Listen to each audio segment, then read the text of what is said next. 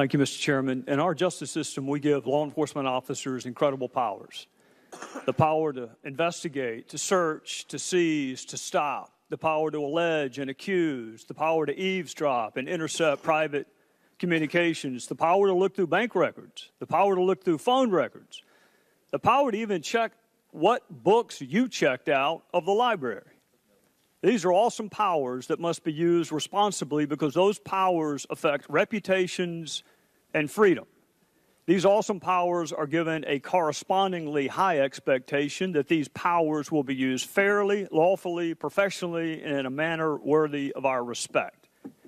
About 2 weeks ago, FBI agent Peter Strzok was interviewed for more than 10 hours. We learned that Agent Strzok has a most unusual and largely self-serving definition of bias. Agent Strzok, despite the plain language of his texts and emails, despite the Inspector General's report, and despite common sense, doesn't think he was biased. He thinks calling someone destabilizing for the country isn't bias. He thinks promising to protect the country from someone he hasn't even begun to investigate isn't bias. He thinks promising to stop someone he is supposed to be fairly investigating from ever becoming president isn't bias.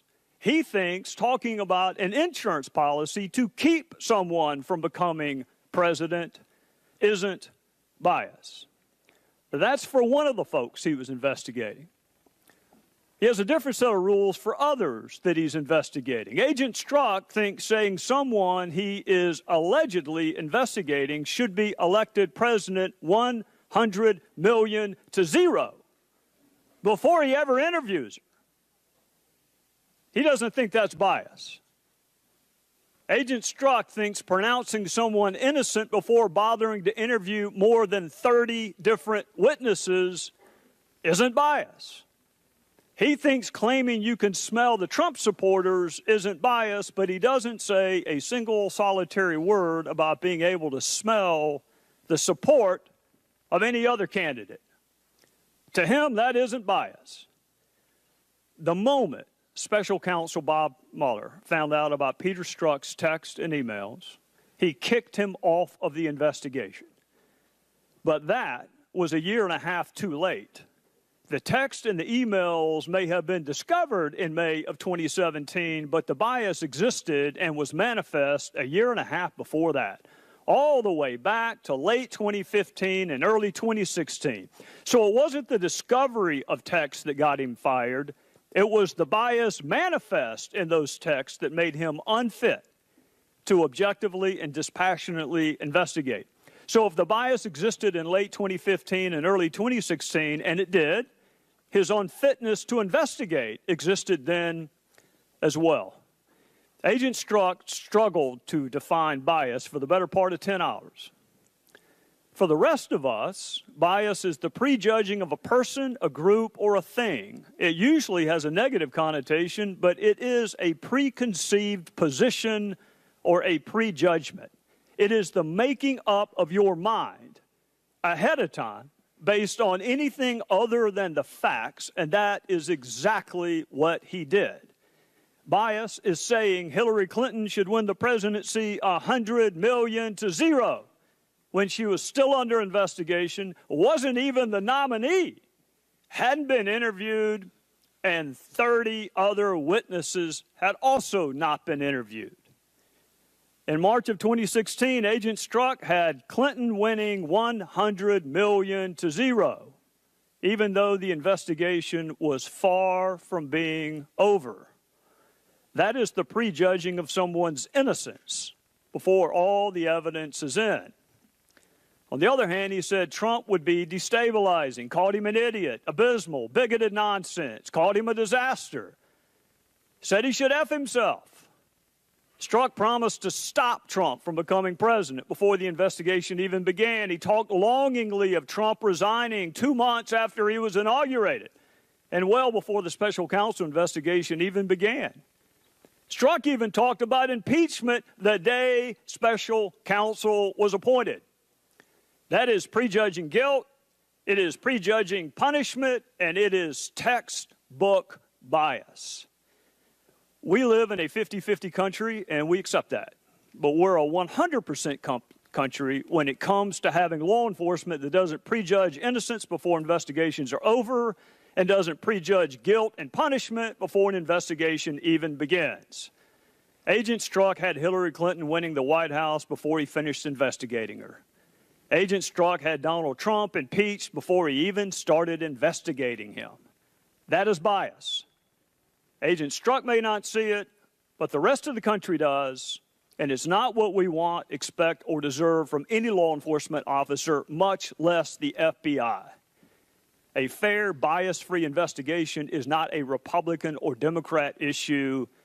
It's an American issue, or at least it used to be. Thank you, Mr. Chairman. Agent Strzok, the FBI investigation into potential Russia collusion with the Trump campaign began on July 31st, 2016. You drafted the originating document.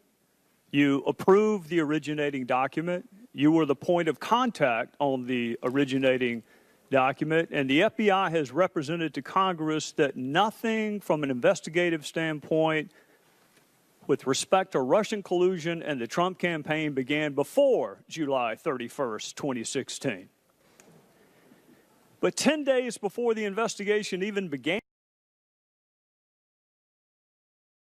10 days before you drafted the originating document, approved the originating document, was the point of contact on the originating document, 10 days before the investigation began, which the department you work for says nothing was done before July 31st.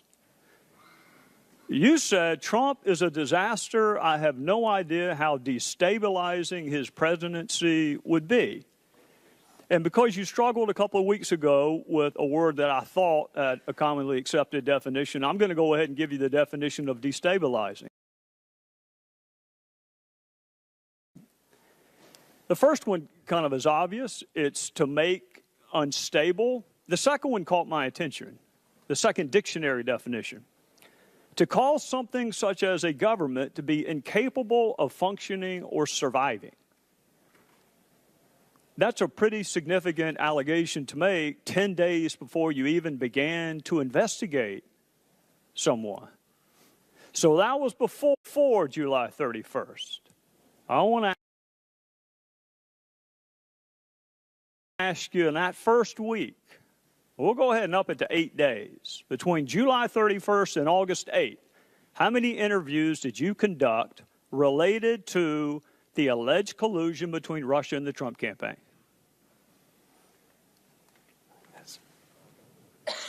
So, Congressman, as you know, counsel for the FBI, based on the special counsel's equities, has instructed me not to answer questions about the ongoing investigation. I'm asking for a number. Russian attempts to interfere. Agent Strzok, I'm asking for a number. I haven't gotten to the names. How many people had you interviewed between the beginning of it on July 31st and August the 8th? It's an 8-day time period. We're a week into an investigation. How many people had you interviewed? Congressman, I understand your question. I appreciate it, and I would very much like to answer. But as I've stated, as you know, that counsel of the FBI, based on the special counsel's equities, have directed me not to answer any questions about the ongoing investigation into Russian attempts to interfere. So the gentleman will suspend and the clock will suspend. Mr. Strzok, you are under subpoena and are required to answer the question. Are you objecting to the question? If so, please state your objection. Mr. Chairman, I object. The gentleman does not have standing to object. There is no point of order. No point of order here. The Point of order should be heard. gentleman will state his point of order. My point of order is that intentionally or otherwise, this demand puts Mr. Strzok in an impossible position.